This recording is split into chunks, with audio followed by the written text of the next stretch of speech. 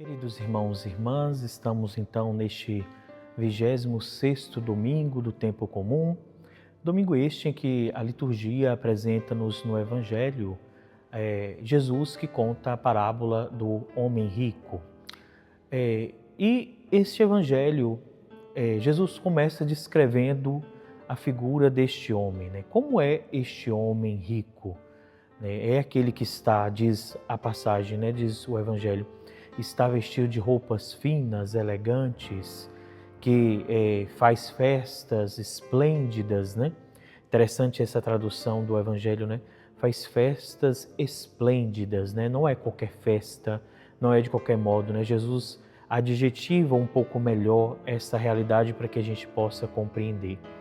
Esplêndidas, usa essa palavra. O que Jesus quer nos ensinar neste Evangelho deste domingo? Penso, queridos irmãos e irmãs, que é sobre as preocupações que nós estamos tendo nesses últimos tempos. Temos nos preocupado de fato com as festas, temos nos preocupado apenas com as coisas deste mundo. Em outra passagem, Paulo nos convida a buscar as coisas eternas, as coisas do alto. E neste Evangelho, penso que Jesus, de uma forma um pouco velada, apresenta-nos este mesmo caminho. Não com as mesmas palavras de Paulo, claro, mas com o mesmo segmento. Por quê? Em contrapartida, nós temos Lázaro, o pobre. Então, o Evangelho de hoje, deste domingo, fala-nos do homem rico que não nomeia o seu nome, não dá um nome, e do pobre chamado Lázaro. Este sim tem um nome.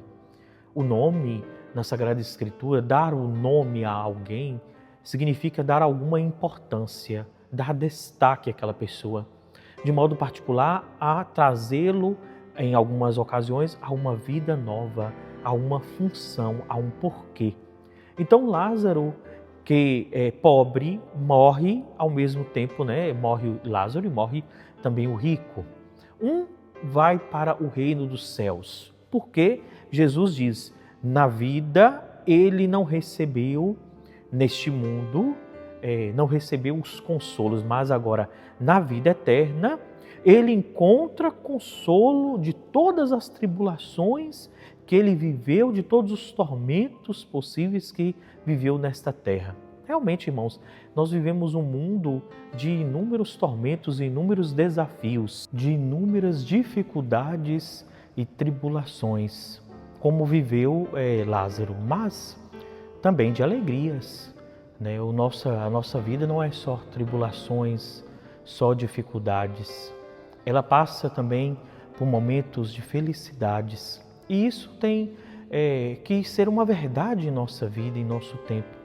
Muitas pessoas têm vivido momentos realmente de uma tristeza tão profunda porque não têm conseguido enxergar as alegrias do mundo presente, da vida presente, da vida que tem levado. Por isso, de algum modo também, o Evangelho de hoje quer nos dar esse direcionamento, o direcionamento de poder olhar ao nosso redor e perceber as alegrias que Deus nos concede. Ou, se não existe ainda nesse mundo alegrias, de perceber que elas virão na vida eterna, que os sofrimentos desta vida, eles não se comparam às alegrias que teremos no reino dos céus, porque será um eterno consolo, uma eterna alegria. A alegria deste mundo é passageira, acabou. O rico, com a sua morte, acaba toda a alegria, todas as festas, tudo aquilo que era bom, todas as situações, vestes elegantes. E agora iniciam os tormentos. Quem é melhor, viver eternamente em tormentos ou viver eternamente nas alegrias, nos consolos em Deus? Penso que é a segunda realidade. Não é verdade, meu irmão, minha irmã? Por isso que na carta de São Paulo, na primeira carta de São Paulo a Timóteo, ele começa dizendo sobre como deve ser o homem de Deus, a mulher de Deus, o ser humano que está em Deus. Dá algumas orientações. Como deve ser essa pessoa? Diz, tu que és o homem de Deus, no versículo 11, capítulo 6, primeira carta de São Paulo a Timóteo, capítulo 6, versículo 11. Diz, tu que és um homem de Deus, foge das coisas perversas. Aqui, meu irmão, minha irmã, começa dando um direcionamento de como deve ser a vida daquele que caminha nas coisas do Senhor. Foge das coisas perversas. Procura a justiça. Bem, tudo isso precisa ter muita maturidade e capacidade pelo Espírito Santo de discernir quais são as coisas perversas, qual é o caminho da justiça, o caminho da piedade, a fé, esta tão falha nos nossos tempos, né? Existe uma crise de fé terrível em nosso tempo, não é verdade? Muitas pessoas, inclusive que eram religiosas, sacerdotes, irmãs, consagrados, têm perdido tanto a fé e buscado outros caminhos, outras compensações neste mundo. Procura o amor. Eu acho que esta deveria ser a principal meta de todos nós, buscar, procurar viver e também amar sempre mais. Procura o amor, a firmeza. Irmãos, eu acho que daria só assim uma hora de reflexão para nós entendermos essa palavra firmeza. Nós temos vivido de fato um tempo de muita fraqueza espiritual. As pessoas perdem a fé, as pessoas desistem no meio do caminho das coisas com muita facilidade, dos matrimônios, da vida religiosa, sacerdotal. Bem, não vamos aqui entrar nas angústias existenciais de cada um, porque cada um tem a sua angústia existencial, mas precisamos ser firmes nas nossas decisões, ser firmes nas nossas palavras, ser firmes nas nossas escolhas, mesmo que soframos. Bem, vamos refletir sobre isso numa outra oportunidade. Ser mansos, com tanta guerra que tem acontecido, a ira tem tomado conta das pessoas. As pessoas não têm vivido mais um tempo de paz. Falta paz, rezemos pela paz. O Papa nos convocou agora para o mês de outubro rezar diariamente o rosário. Então nós deveríamos também rezar sempre pela paz, rezar o rosário pela paz, inclusive. Não é esse o convite do Santo Padre? Então, vivamos esse tempo verdadeiramente em paz, peçamos a paz. Combate o bom combate da fé. Irmãos, quando nós buscamos servir a Deus, eu devo dizer isso para você, prepara-te para o combate. Nós enfrentaremos, estamos já enfrentando um combate da fé muito grande. Nós temos vivido tempos realmente onde dar testemunho da nossa fé tem sido algo primordial na nossa história, na nossa caminhada de vida. Combate o bom combate da fé.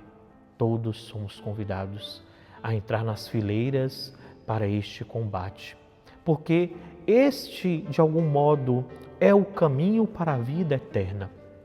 É por este caminho, como nos apresenta o Evangelho de hoje, é pelo combate da fé, é pela vida da santidade, é pela mansidão, é pelo amor, é pela firmeza, é pela insistência na fé em Jesus Cristo que nós, queridos filhos, queridas filhas, alcançaremos o reino dos céus. Queridos irmãos e irmãs, é pela busca incessante da misericórdia de Deus, do reino dos céus, que nós realmente alcançaremos o amor de Deus, a sua misericórdia.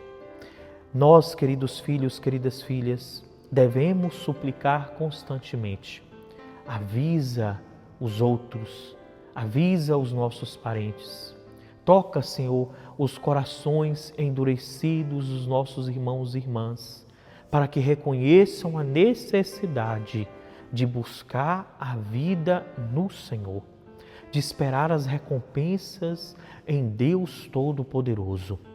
Precisamos suplicar do Senhor. Senhor, envia do alto o seu Espírito transformador, que renova a face da terra, para que, uma vez nesta vida, caminhando em santidade, possamos alcançar a felicidade eterna junto de vós. Nós estamos diante da reflexão da condenação e da recompensa, ou seja, do paraíso. Nós estamos diante, irmãos e irmãs, do debate de ir para o céu ou de sermos condenados ao fogo eterno do inferno. O que muitos já perderam esta esperança, este acreditar. Muitos já não imaginam mais, já não creem mais na condenação. Mas se você, meu irmão, minha irmã, estiver ainda sentado, tranquilo, como nos diz a primeira leitura de hoje, nos palácios, vós que estáis cansados, tranquilos, sentados, despreocupadamente, vivendo como se nada fosse te acontecer, te prepara, porque será colocado junto da pilhagem, será levado para a escravidão e para o sofrimento. Que nós possamos acordar, irmãos e irmãs, enquanto é tempo, enquanto o Senhor se deixa agir misericordiosamente, porque agora vivemos pela misericórdia, mas chegará o momento da manifestação da justiça de nosso Senhor e Salvador Jesus Cristo. Que o Senhor então nos encontre nessa caminhada rumo aos céus, que o Senhor nos encontre com os corações voltados à sua misericórdia, desejosos da santidade da vida. Louvado seja nosso Senhor Jesus Cristo, para sempre seja louvado. Deus abençoe você, Deus abençoe a sua semana, em nome do Pai, e do Filho, e do Espírito Santo. Amém.